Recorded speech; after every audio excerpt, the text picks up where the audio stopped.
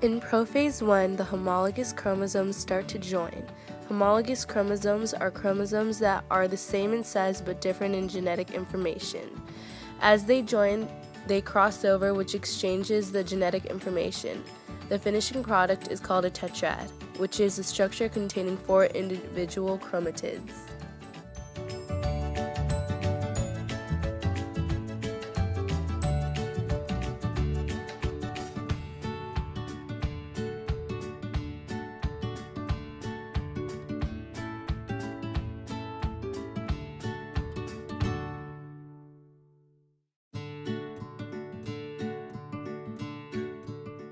In Metaphase 1, the tetrads align randomly in a straight line along the metaphase plate.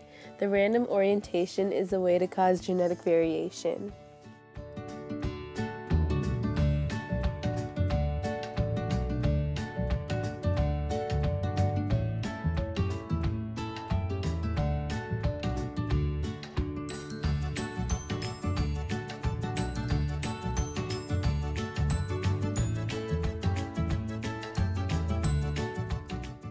In Anaphase 1, the homologous chromosomes separate and begin moving to opposite sides of the cell.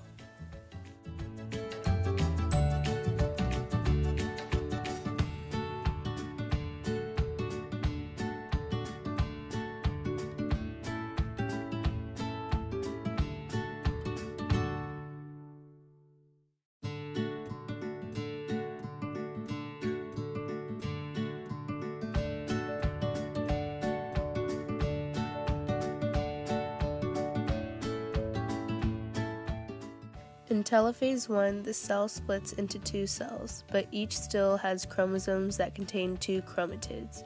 Those 2 cells will separate in Meiosis 2.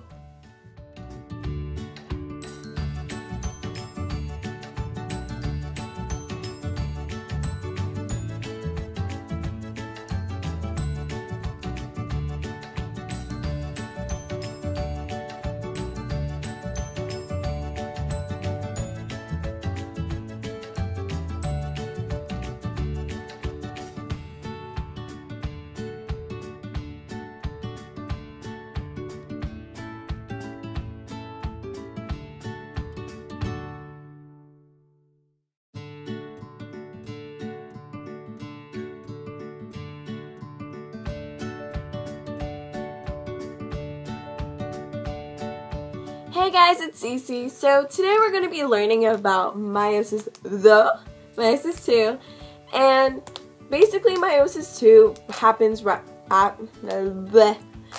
after Meiosis 1 and is similar to the mitosis process and starts with 2 haploid cells that had resulted in Meiosis 1. So we skip interphase since the DNA replication already happened during Meiosis 1, and we go straight into Prophase 2. During Prophase 2, the chromosomes condense again, and the centrosomes that were duplicated during interphase move to opposite poles, and then new spindle fibers start to form. Now we move on to Prometaphase 2. In Prometaphase 2, the nuclear envelopes are completely broken down, and each sister chromatid forms an individual connector core that attaches to microtubules from opposite poles.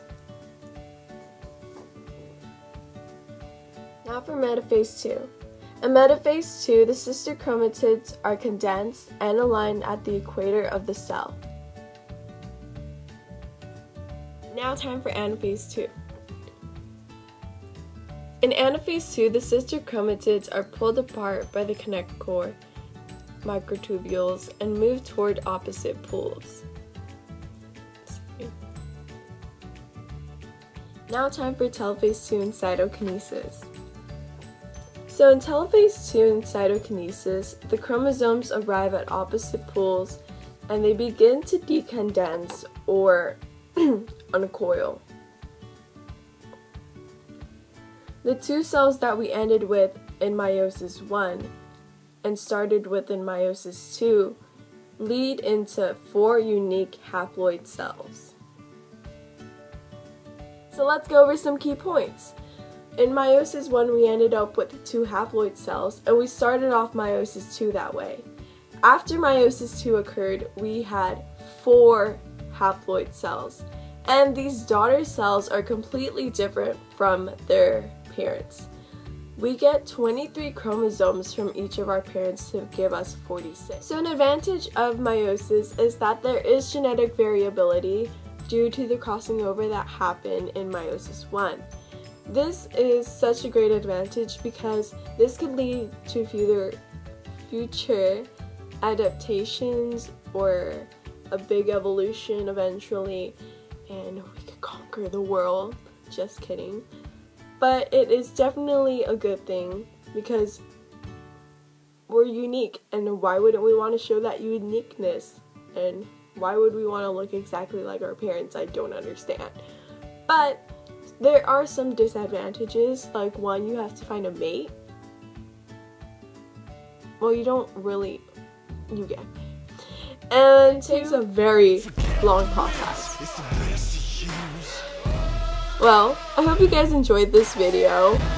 Hope you learned a little of biology. So, bye guys.